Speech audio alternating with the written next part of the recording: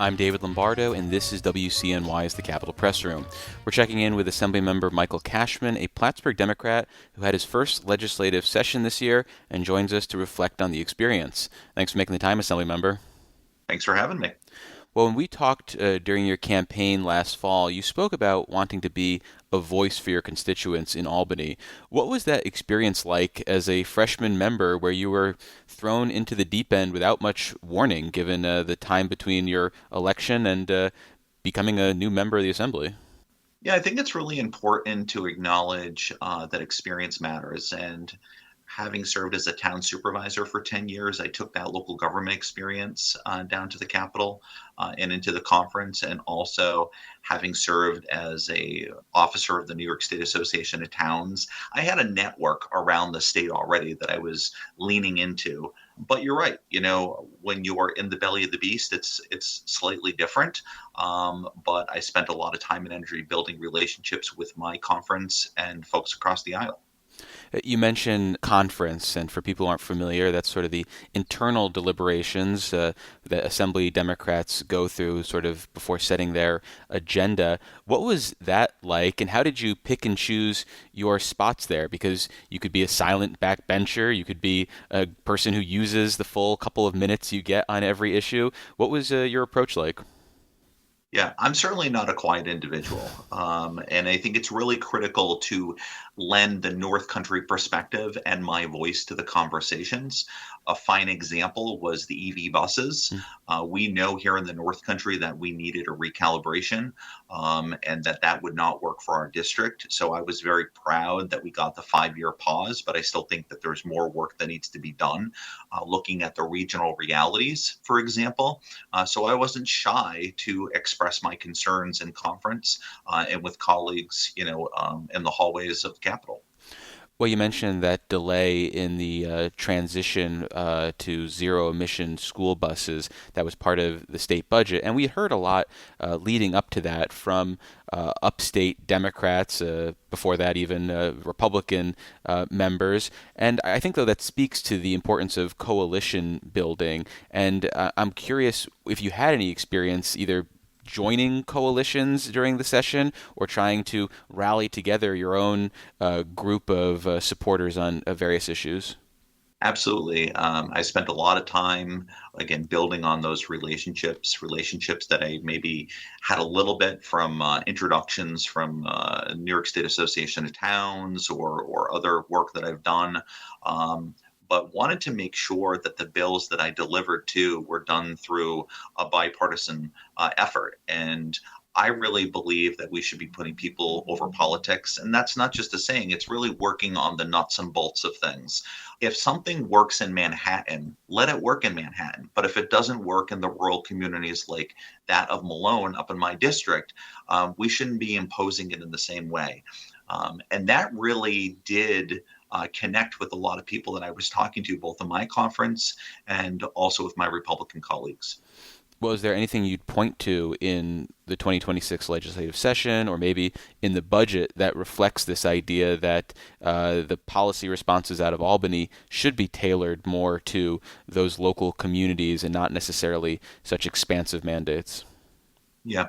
So I introduced a bill, and unfortunately, we didn't get to it. I largely believe it was because, as a freshman member in the log jam of the session. But I introduced a bill called the Regional and Transition Act, and it brings this concept forward. And some people have even said, well, I don't know if this is going to work. And I reminded people that downstate and upstate have two different minimum wages, right? We already have a design that we look at for a different perspective. We also have the regional economic development councils. So there are ways for us to take a more regional approach. And I would like us to continue that. That's one of the things that I'm going to be working on in the next session, on continuing that conversation. As we know, a lot of bills don't get adopted on the first try. Sometimes it takes years, but I definitely think it's a worthy conversation to continue. So is that the Regional Equity and Policy Implementation Act legislation? So that's a That's bill correct. that I see that you carry with State Senator Dan Steck, who's a Republican. And knowing, though, that the Democrats control the chamber, how come you partnered with a Republican on that as opposed to trying to find a Democrat who may actually be able to move that bill? Yeah, because it was about battle testing the conversation and really speaking to the regional needs of things. If you look at the bills that I've carried and collaborated with, I have Democrats, Republicans on a variety of bills, both as prime sponsors and co-sponsors. And we knew that there was a lot of conversation that needed to occur. And we're going to continue to move that forward. Maybe Senator Stack stays as the primary sponsor, or maybe he becomes a co-sponsor in the future. But we're having good conversations, and that allowed me to leverage the North Country's voice as it related to the EV buses. Well, another thing we talked about last fall was this idea of bringing home the bacon, so to speak, which is something you're in a position to do as a majority member in Albany, more so than if you were a Republican in this Democratic led town. What was that like trying to secure resources, and how successful do you feel like you were in bringing home financial support to the 115th Assembly District? Yeah, I'm really proud of the deliverables for the district. I took home approximately $17 million for the district through a variety of programs. The biggest item that I was able to secure was $12.5 million for Tupper Lake, which is a brown water situation that's been languishing for a number of years. As a small rural community, they could not do that heavy lift alone. Working with the mayor and working with a coalition to help educate people on the importance. As we know in New York State, it's clean water is a constitutional right. As a former town supervisor, I worked on a budget that advanced the capital plan for water and wastewater. So I knew how important it was to that community and was really glad to be able to deliver those monies to Tupper Lake. During the course of the 7 or 8 months that you were in and around Albany, did you learn anything about how the inside is maybe different than even if you were working in this world from the outside? I think it affirmed things more than Mm. anything. I learned a long time ago, a mentor of mine shared this phrase with me is that paperwork is the embalming fluid of bureaucracy. And my extension to that is, but New York does it best. It's very bureaucratic, and government is designed that way. You have to be dogged in your approach. You have to remain resilient. I think folks here up in the North Country, that is a characteristic that we always bring to the table. And I've not been quiet on the needs of the district. And there are a number of things that, I look forward to continuing. There was a timeout box situation in our school district Mm. that needs to continue. There's some other energy affordability items that I want to continue to work on. If we always look at what we didn't get done, we miss the opportunity to build on those coalitions and the relationships. So I don't buy into kind of this rage economy of what didn't get done. I want to continue to keep my nose down and keep the work moving forward. One of the things that we talked about last year, as well as this spring, is your interest in the state corrections department. And one major item that got included in this year's budget, I believe, is the so-called action on the death gamble, dealing with the benefits that corrections officers are entitled to. How did that come about?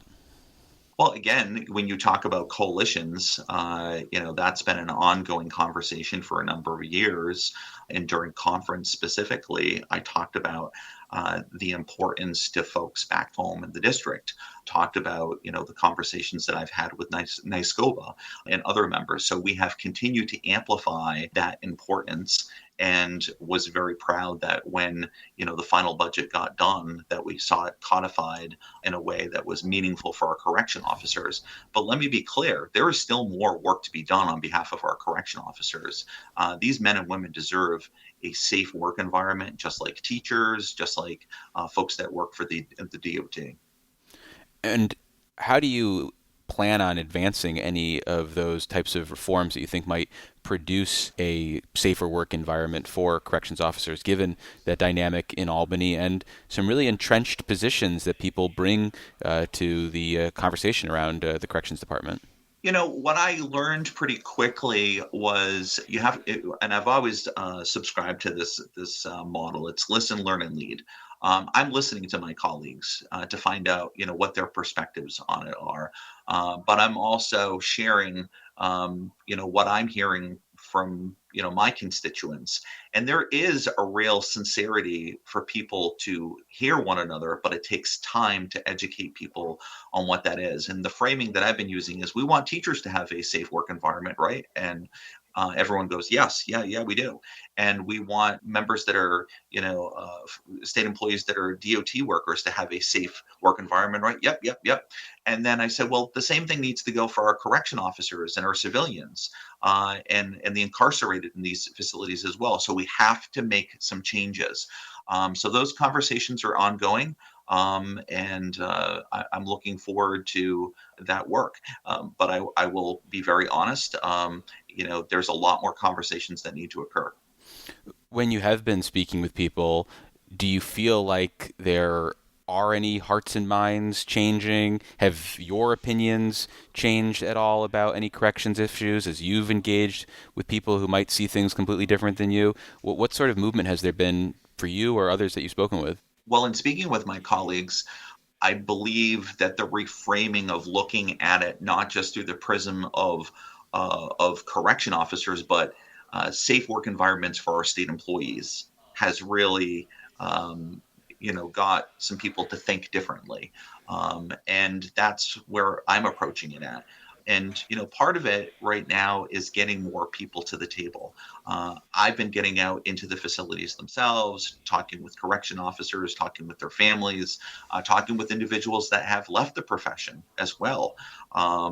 So there's issues with recruitment, retainment, safety. There's a lot here, and over the course of the next several months, that's a conversation among many that we'll continue to have. And after a quick break, we'll continue our conversation about the recently completed legislative session with Assemblymember Michael Cashman, a Plattsburgh Democrat who represents the sprawling 115th Assembly District across New York's North Country.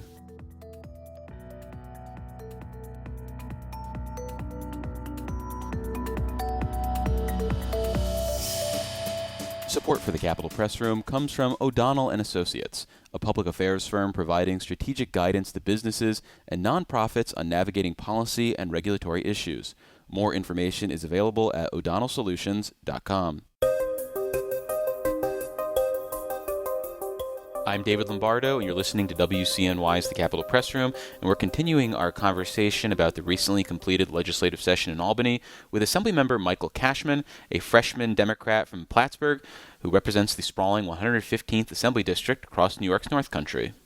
So in addition to needing to be in Albany during the legislative session, as a politician with some experience, you've got to be around your district, which is a challenge twofold because it's 2+ hours away from Albany, and it's an expansive district. So what was that experience like trying to be everywhere all at once? Sure. So my district is actually bigger than the state of Rhode Island. It has 40 different municipalities in it, a lot of diversity from the border, of Canada down through farmland to the heart of the Adirondacks and bordering Lake Champlain. In my first 100 days, I committed to doing 5 town halls. We ended up doing 6, and we did about 273 public appearances over the large scope of things. And I've already put well over 18,000 miles on my car. So it's about getting out there. Accessible leadership matters. You can't listen and learn unless you're having those direct conversations with individuals. And that last part of the model that I believe in is serving and leading. But that is only done through the first 2 steps. I'm glad to be back in the district, now that session is over, and continuing those conversations, keeping up a very busy schedule to engage with people so we can deliver for them. Well, sticking with the district experience, how did you set up your office this year, and what did you prioritize? Because as a new member, you get less resources than some of the more senior members, and people can take different approaches to what they want to prioritize. They can load up on legislative staff, they can load up on constituent relations people, they can load up on communications and videographers. So it's all kind of about what they want to focus on when they've got those limited resources. So how did you go about setting up your staff, and were there any growing pains with that process? Yeah, so I have a small and young staff, but they are committed public servants, and I believe in constituent services are critical to delivering for people. It's about being accessible. So I made sure to staff up the district office first. I was able to hire a young man to be my legislative aide down in Albany. And I think it's really critical to have both of those components, though, because your job is twofold, right? You can't just be a legislator and hope to get a whole bunch of bills done, because there's no guarantee that they're going to get out of committee. There's no guarantee that they're going to be signed. So you have to work in a multitude of lanes. So I have enough staff at the moment for what we're doing, and I'm just very proud of those public servants. They've helped me punch well above our weight in our freshman year. Well, before we move on, let me reintroduce you for listeners just joining us. I'm David Lombardo, and this is WCNY's The Capitol Press Room, and we're reflecting on the recently completed legislative session with Assemblymember Michael Cashman, a freshman Democrat from Plattsburgh who represents a sprawling district across New York's North Country. Here in Albany, were there any members that you gravitated toward either because of a shared ideology or a similar approach to this work, or maybe someone who you said, hey, I like the way they're doing this, they seem like they're effective, I want to follow them around, I want them to be my mentor, so to speak? Yeah. I'm very, very appreciative of the relationship that I built with Assemblywoman Donna Lupardo. I'm extremely sad to know that she will be leaving at the end of the session, or the end of the year, I should say. And for listeners who aren't familiar with her, she's the agriculture chair, serves in the Binghamton area. Yeah, she and I share a very similar mindset. And also because of the agriculture connection, just very appreciative of the time and energy that she put into kind of helping me navigate just kind of some of the simple things, from the gold slips on the floor to getting people to sign on. And, all this is kind of behind the curtain for maybe your listeners, maybe the too much of the wonky stuff, but just getting bills kind of moved forward, and how to recommend the placement of the best time to even speak in conference and stuff like that. She's just a phenomenal public servant, and I'm very indebted to her friendship. Well, because you mentioned one of the departing members, I should point out that there's probably maybe 20 members who have left, and despite being elected for the first time in the fall of last year, you're going to jump up the ranks of seniority pretty quickly. So how, if at all, do you want to leverage that newfound seniority? I mean, do you think there's a pitch to be made for Michael Cashman, Assembly Agriculture Chair, moving forward? No. No? No, not this year. I Not. mean, I recognize it. I mean, in years to come, I would love to be in service to the state, for issues that connect with my district, and also relate to the four corners of the state.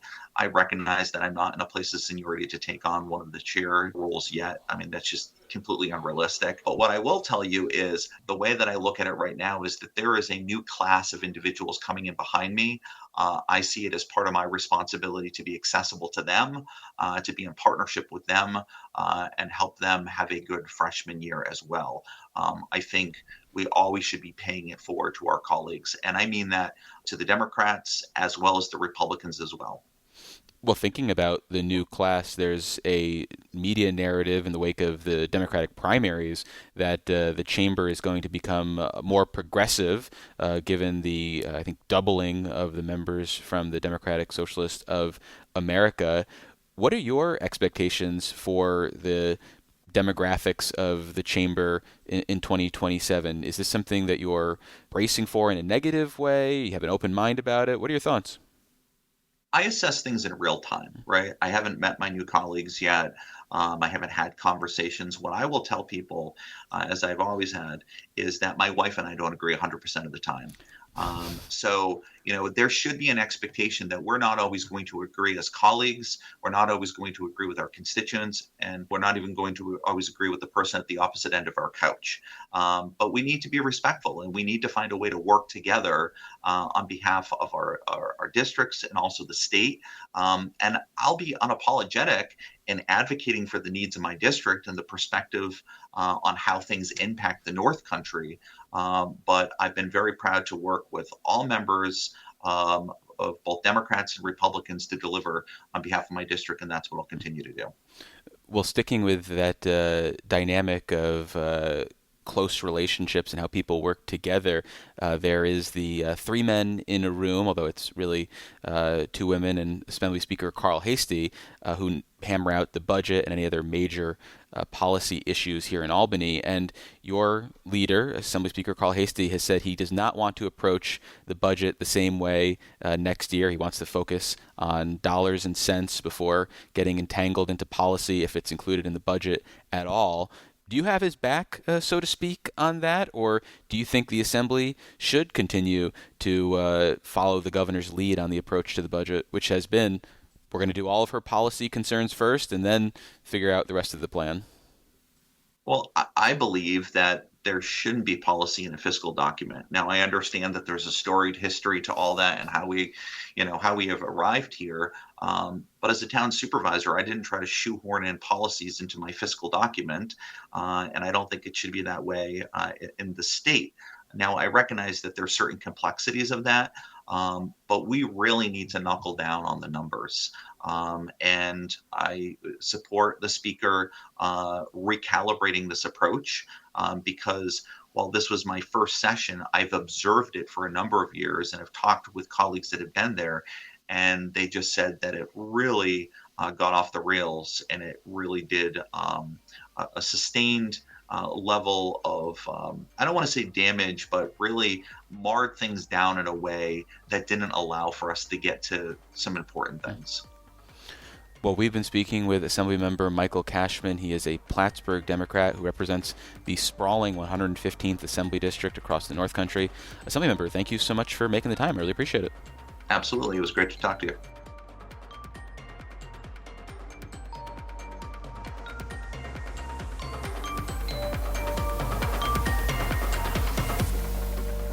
Support for the Capitol Press Room is provided by New York State United Teachers, a statewide union of nearly 700,000 professionals in education and healthcare.